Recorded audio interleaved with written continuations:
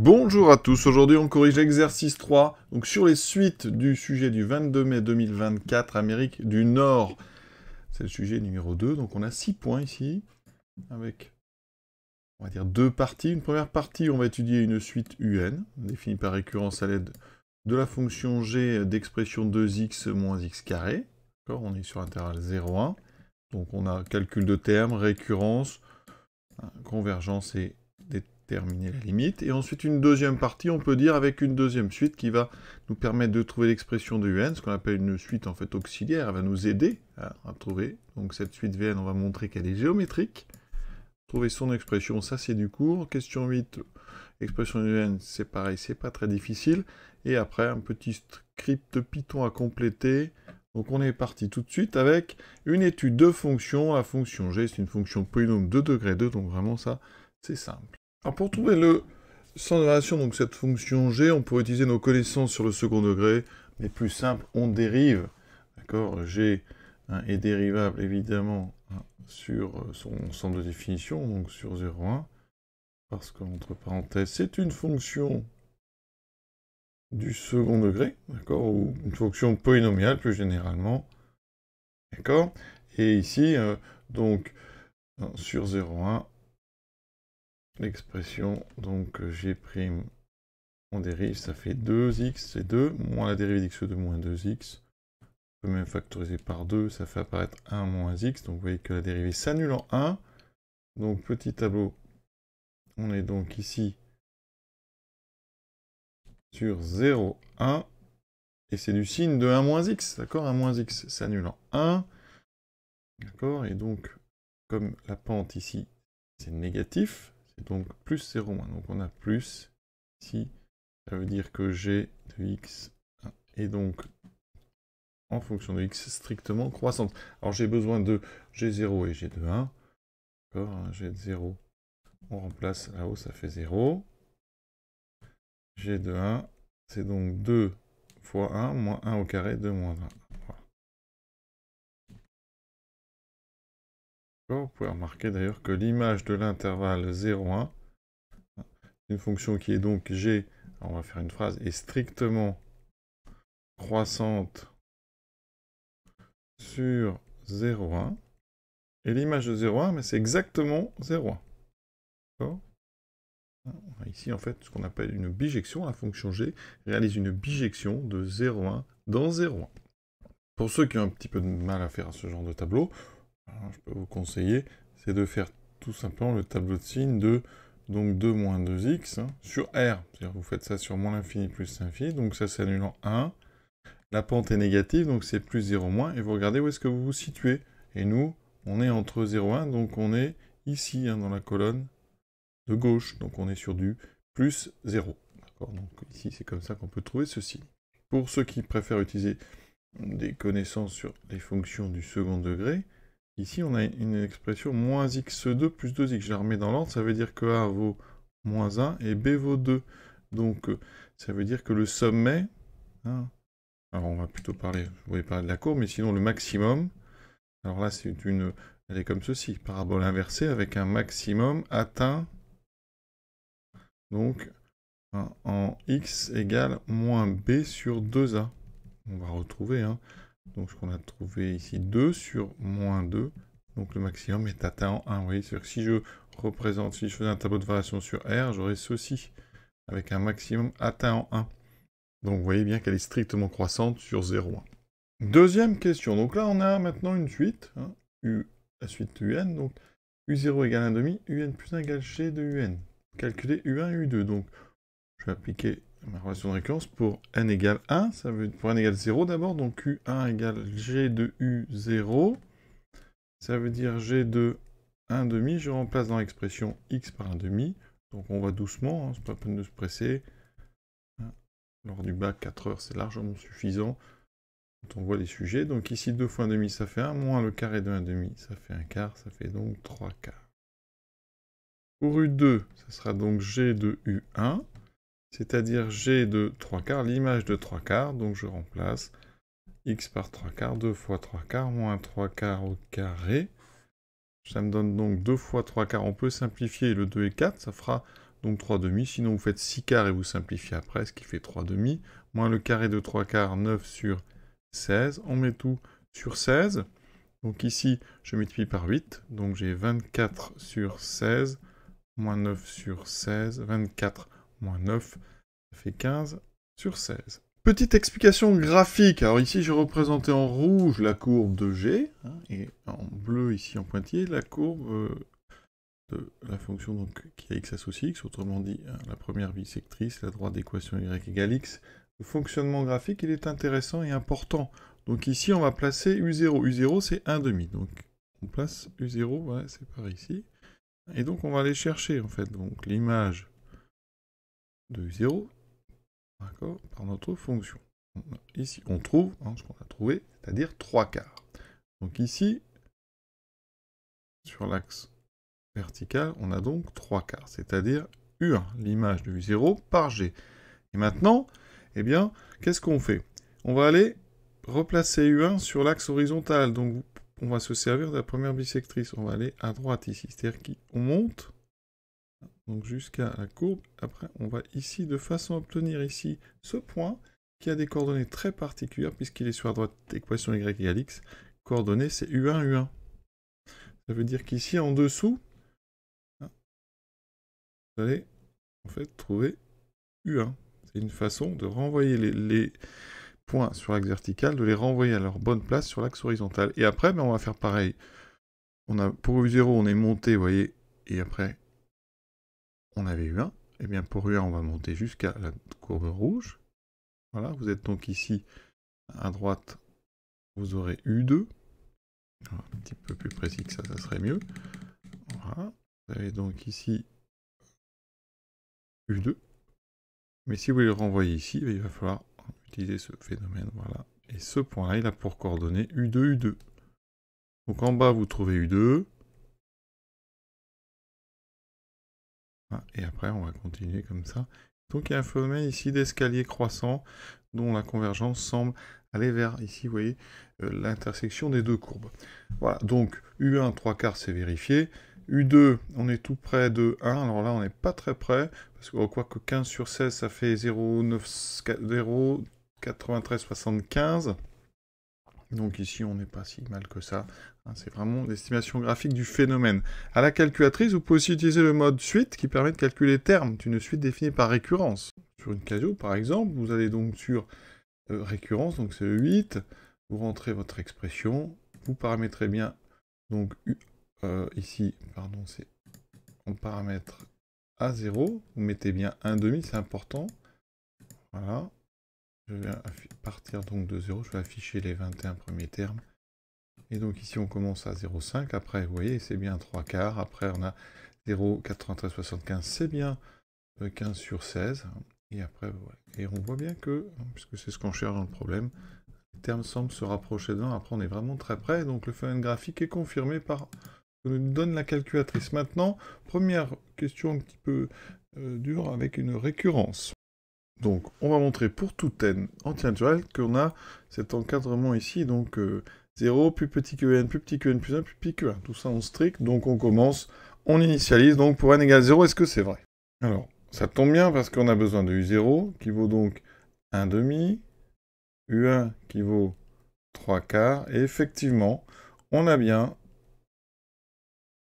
donc 0 qui est strictement plus petit que 1,5, qui est strictement plus petit que 3 quarts, qui est strictement plus petit que 1. Donc, effectivement, on a bien toute cette chaîne ici d'inégalité. Donc, la propriété, elle est vraie pour n égale 0. Maintenant, l'hérédité. Donc, soit n appartient à grand N, entier naturel, tel que on est, donc, ceci vrai. Le but est d'aller au rang suivant. Donc, ici, qu'est-ce qu'on fait? Vous allez voir que c'est très simple. Il ne faut pas chercher à compliquer, c'est un grand classique. On va composer ici par G. Et G est strictement, très important, strictement. Strictement, ça permet de garder des inégalités strictes. Donc elle est strictement croissante sur 0,1. Donc ça tombe bien, parce qu'on est entre 0 et 1. Donc, entre parenthèses, ce qui est important, ça veut dire qu'elle conserve. Donc il y a une conservation stricte de l'ordre. Donc ici, quand je prends G, eh bien, G de 0 sera plus petit que G de UN, qui sera strictement plus petit que G de UN plus 1, qui sera strictement plus petit que G de 1. Or, ici, eh bien, G de 0, on l'a calculé, c'est 0. G de UN, c'est UN plus 1, c'est la définition de la suite UN. G de UN plus 1, c'est UN plus 2. Et G de 1, c'est 1. Donc, effectivement, la propriété est vraie au rang suivant. Donc, l'hérédité est vérifiée. Et on fait une conclusion. On dit la propriété est vraie pour n égale 0, elle est héréditaire, et donc elle est vraie pour tout n appartenant à grand n. Maintenant, on déduit que la suite UN est convergente. Alors, ce qu'on vient de montrer, c'est deux choses. D'abord, quel que soit n appartenant à grand n, on a montré que UN est plus petit que UN plus 1. Donc, la suite UN, elle est croissante. D'accord? Même strictement. Mais nous, on va avoir besoin que de croissante, donc je vais mettre croissante. D'accord? Ensuite, théorème, c'est qu'une suite croissante majorée converge. Donc, est-ce que notre suite est majorée? On sait que pour tout n appartenant à grand N, on vient de montrer que UN est plus petit strictement que 1. Donc, UN est majoré.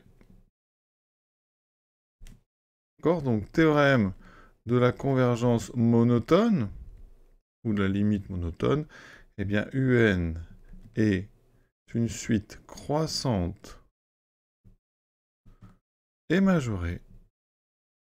Donc, on sait que UN converge.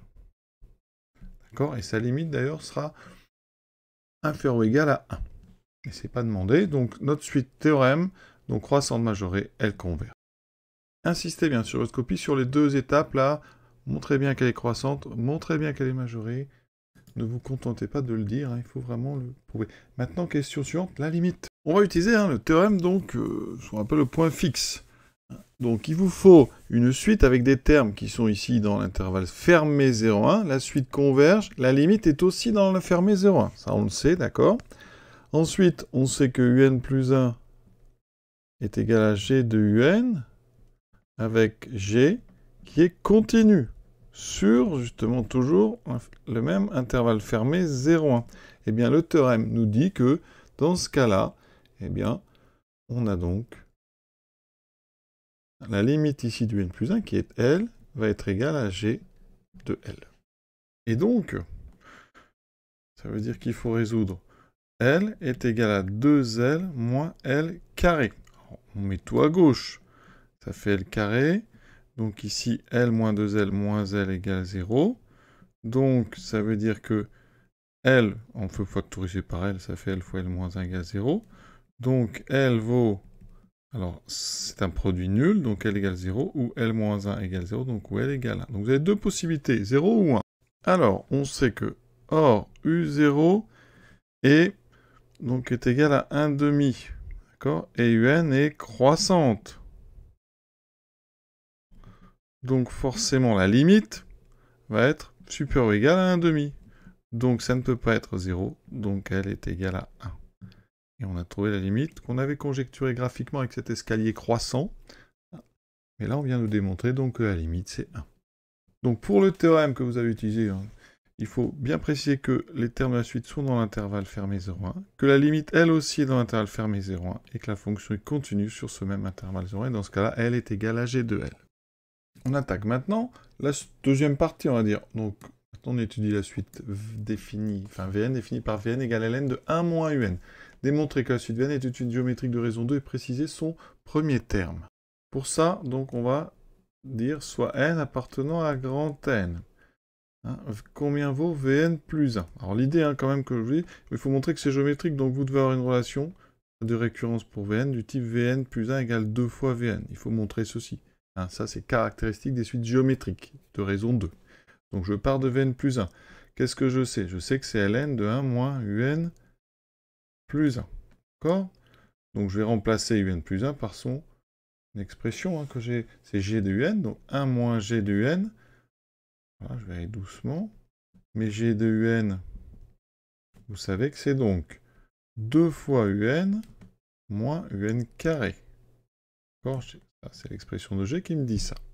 Donc ici, j'enlève les parenthèses. J'aurai donc 1 moins 2un plus un carré. Alors je vais mettre un petit peu d'ordre là-dedans. Ça fait donc un carré moins 2un plus 1.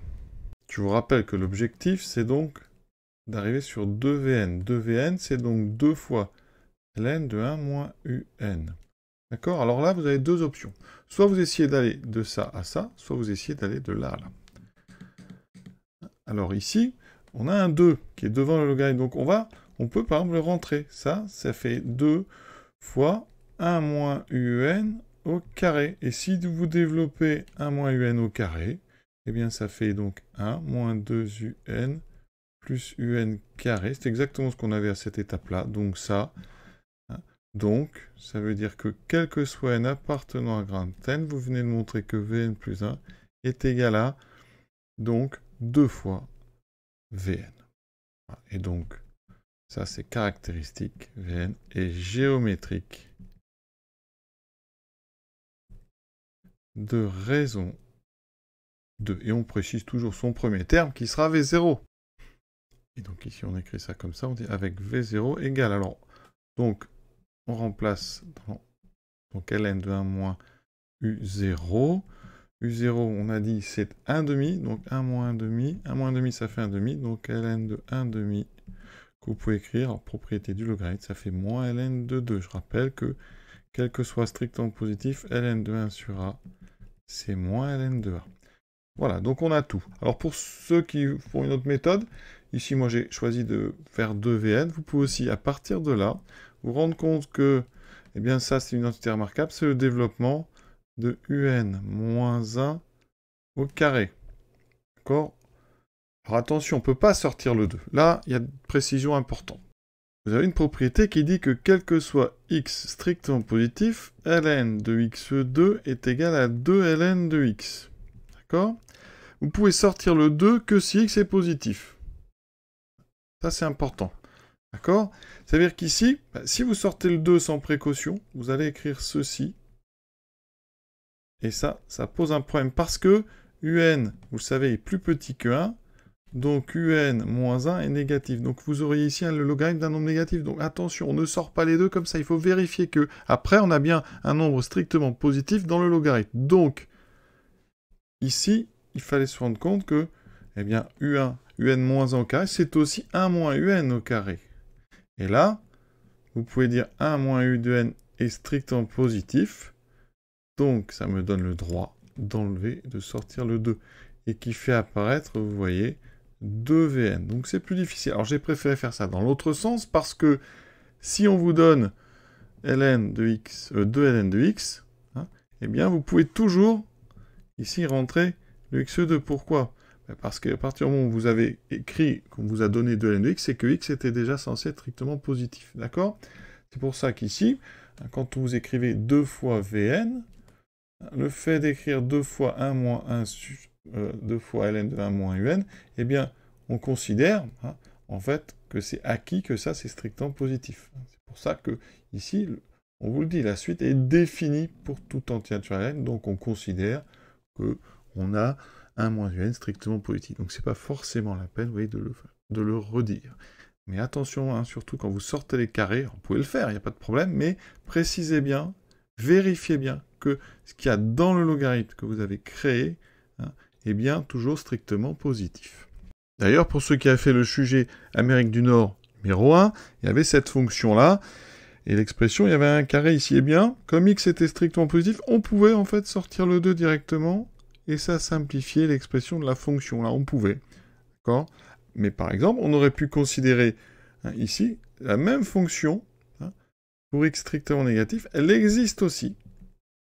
D'accord? Mais par contre, vous ne pouvez pas sortir le 2, parce qu'en sortant le 2, vous faites apparaître un ln de x, et là, x est négatif. Donc attention, hein, ln de x2 existe tout le temps, sauf pour x nul, hein, mais 2 ln de x n'existe que si x est positif strictement. Pour l'expression de Vn en fonction de n, Vn est géométrique de raison 2 avec V0 égale moins ln de 2, donc vous pouvez dire que quel que soit n appartenant à grand N, Vn a une expression qui est V0 fois donc 2 puissance n, c'est-à-dire moins ln de 2, multiplié par 2 puissance n. Et ceux qui n'ont pas changé le ln de 2, le ln de 1 demi auront ceci, donc auront plutôt ln de 1 demi multiplié par 2 puissance n. Maintenant, on déduit une expression de un, donc ici on sait que, donc, alors je vais prendre n, donc soit n appartient à grand N, on sait que Vn c'est ln de 1 moins un, on sait que ici, attention, hein, on va passer donc à l'exponentielle, hein, donc on passe à exponentielle, c'est-à-dire exponentielle de Vn est égal à 1 moins un. Ça nous donne ça, un, donc un égale 1 moins exponentielle de Vn. Et donc, comme on connaît Vn, on vient de le trouver, un est égal à 1 moins exponentielle de... Alors, je vais utiliser mon moins ln de 2 fois 2 puissance n. Pour ceux qui auront gardé le n demi, on aura exponentielle de ln de 1 demi fois 2 puissance n. Alors, petite transformation, hein, pour ceux qui ont envie de transformer exponentielle. Exponentielle, alors je vais commencer par celui avec le moins ln de 2 fois 2 puissance n. C'est en fait exponentielle de moins ln de 2 à la puissance 2 puissance n. Vous savez qu'exponentielle na, c'est exponentielle a puissance n, d'accord? Ça c'est pour tout a et pour tout n. Donc ici, on a exponentielle de moins ln de 2, donc je reviens sur moins ln de 1 demi. C'est en fait exponentielle de ln de 1 demi à la puissance donc 2 puissance n, exponentielle de n de 1 demi, exponentielle n c'est réciproque, donc ça, les effets s'annulent, il me reste 1 demi à la puissance 2 puissance n. C'est une autre expression, donc là on peut dire que c'est 1 moins 1 demi à la puissance 2 puissance n. Alors c'est pas utile, hein, mais vous voyez, pour ceux qui ont essayé de transformer, c'est comme ça qu'on peut transformer. Alors pour la limite, on va utiliser, alors je vais pas utiliser cette formule-là, on va utiliser celle que vous avez là, hein. Donc on va faire tendre n vers plus l'infini. Alors première chose, la limite donc de 2 puissance n, quand n tend vers plus l'infini, c'est évident, 2 est strictement plus grand que 1, donc ça c'est plus l'infini. Ensuite, alors en fonction de votre formule, soit vous dites que moins ln de 2 est strictement négatif, d'accord? Parce que, alors pourquoi, hein? Donc je vais peut-être détailler, ça c'est important, toujours ces petits détails. 2 est plus grand que 1, donc le logarithme de 2 est plus grand que le logarithme de 1 qui vaut 0. Pour ceux qui auront fait le 1 demi est entre 0 et 1, donc le logarithme de 1 demi est plus petit, un logarithme est strictement croissant, plus petit que 0. ln est strictement croissant. Vous voyez, donc conservation de l'ordre des images. Donc ça veut dire qu'ici, on va multiplier 2 puissance n par un nombre négatif. D'accord? Donc la limite, quand n tend vers plus l'infini, de... Alors, je vais écrire le ln de 1 demi fois 2 puissance n, ça, vous aurez moins l'infini. Pour les autres, ça sera moins ln de 2 fois 2 puissance n. Et on va mettre ça dans l'exponentielle. Donc on rappelle que, or, la limite d'exponentielle grand X quand grand X tend vers moins l'infini, c'est 0, ça c'est du cours. Donc par composition, parce qu'on met ceci dans l'exponentielle, par composition, la limite quand n tend vers plus l'infini d'exponentielle de ln de 1 demi fois 2 puissance n, eh bien ça vaut 0. Comme on fait 1 moins ceci, ça veut dire que par soustraction, ici par soustraction, la limite en plus l'infini de u de n, c'est donc égal à 1. Et on a retrouvé notre limite des questions précédentes. Pour cette dernière question, donc le script, alors ici c'est une fonction seuil qui va renvoyer le rang n à partir duquel la suite dépasse 0,95. Donc ici on rentre, vous voyez, dans u on rentre u0, hein, avec ici l'indice qui correspond. On va calculer tant que u est strictement plus petit que 0,95, donc ça va s'arrêter quand u dépasse ou égale 0,95. Hein. J'aurais plutôt mis ici u inférieur ou égal pour vraiment être sûr que ça dépasse, hein, parce que si à un moment u vaut 0,95, ça va s'arrêter alors que u vaut exactement 0,95 et n'aura pas dépassé. Donc la petite maladresse, on va pas faire attention à ça en général, mais ici je pense qu'il fallait mettre un strictement et avec un égal devant pour avoir inférieur ou égal. Donc ici, alors il n'y a pas grand chose à dire, hein. Quand on a un while ici, il faut le compteur. C'est celui aussi qui permet de, effectivement, de voir que l'indice ici, eh bien, augmente à chaque boucle. Hein. Et le terme ici, bah, vous devez calculer le terme suivant de U, de la suite UN. Donc je vais utiliser un UN plus 1, c'est 2UN moins UN fois UN. Hein. Comme ça, bah, ici, vous mettez tout simplement 2 fois, alors on met des fois, U moins U fois U. Alors ceux qui veulent mettre plutôt des carrés, hein, eh bien, vous mettrez 2 fois U moins U. Alors il faut mettre 2 étoiles et un 2. Voilà, ça c'est la fonction pour mettre des carrés sur Python. Et on a terminé. Alors, je vais vous montrer ce que ça donne sur un petit programme. Ici, j'ai tapé exactement hein, ce que je vous ai dit. Donc là, je vais donc mettre seuil. Voilà, j'exécute. Ah, bougez pas. Seuil. Voilà. Et effectivement, on trouve 3. D'accord? Alors, sur calculatrice, est-ce que 3, c'est cohérent? Donc, ici, ma suite, donc 0,5, 0,75, 0,9375, etc. Et vous voyez que pour 3, on est à 0,99,6. Donc, effectivement, à 2, on est inférieur à 0,95, et à 3, on l'a bien dépassé, donc c'est bien n égale 3. Voilà. Alors, c'était pas demandé de faire tourner le programme, hein, mais vous voyez que ça tourne bien, et ça donne donc n égale 3, et on a terminé cet exercice avec un peu de tout, c'est pas si mal que ça, hein, vraiment, la partie 2 sur logarithme. Hein, montrer que Vn est géométrique, bon, c'est pas si évident que ça, il faut être bien précis, voilà, donc à très bientôt.